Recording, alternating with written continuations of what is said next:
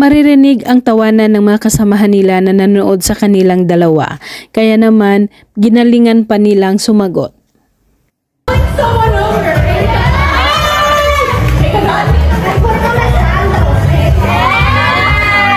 holding my bra.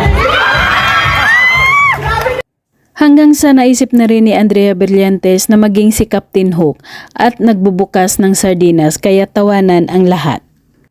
Captain Hooker. I'm opening a package. I'm opening my sardinas. Napakaganda ni Andrea habang naglalakad sa red carpet. Mula damit, bag at shoes. At bago pa man makapasok sa naturang venue ay kinukuhanan mo na sila ng picture.